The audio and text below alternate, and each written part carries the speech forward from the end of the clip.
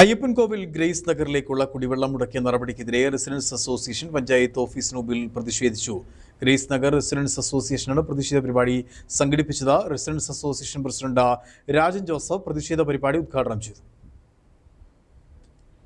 കഴിഞ്ഞ 7 ദിവസമായി മാട്ടുകെട്ട ഗ്രേസ് നഗറിൽ കുടിവെള്ളം എത്തുന്നില്ല.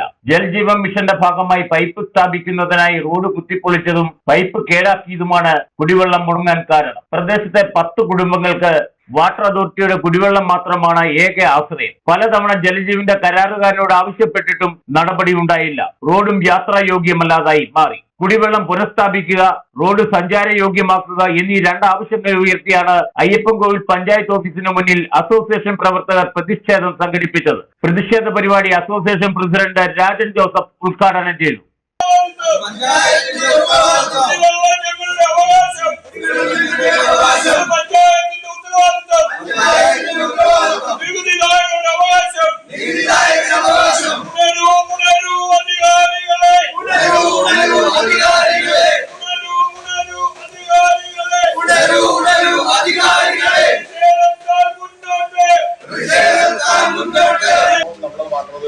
അതുപോലെ തന്നെ പൈപ്പ് മാറ്റിയിടുന്ന കോൺട്രാക്ടർമാരോട് സംസാരിച്ചുകൊണ്ട് 2 ദിവസം ശരിയാക്കി തരാമെന്നുള്ള രൂപത്തിലാണ് നമ്മളിതെല്ലാം ഇതുവരെ അടങ്ങിയിരുന്നത്. കുടിവെള്ളം ഇല്ലാതെ ആ പ്രദേശത്തുള്ള ആൾക്കാർക്ക് ഇത് മാത്രം ആശ്രയിക്കുന്ന ഒരു 10ഓളം കുടുംബങ്ങളുണ്ട്. അവർക്ക് വേറെ ഒരു മാർഗവും ഇല്ല. അവർക്ക് കുടിവെള്ളം ഇല്ലാവുന്നതുകൊണ്ടാണ് ഞങ്ങൾ പ്രതിഷേധമായിട്ട് മുന്നോട്ട് വരാനായിട്ട് തയ്യാറായത്. പിന്നെ രണ്ടാമത്തെ ഒരു കാര്യം എന്ന് പറയുന്നത്, ഇതിന്റെ ആവശ്യത്തിലേക്ക് വേണ്ട ഒരു വലിയൊരു ട്രെഞ്ച് വെട്ടി, 3 അടി വീതിയിലെ ട്രെഞ്ച് വെട്ടിയിട്ട് വീടുകളിലേക്ക് കയറി പോകാൻ പറ്റാത്ത വിധത്തിൽ മാർഗതടസ്സം ഉണ്ടാക്കി. അതായത് ആ റോഡിന്റെ മൊത്തം വീതി എന്ന് പറയുന്നത് 10 അടിയുള്ളൂ. 10 അടി എന്ന് പറഞ്ഞാൽ എല്ലായിടത്തും 10 അടി ഇല്ലതാണ്.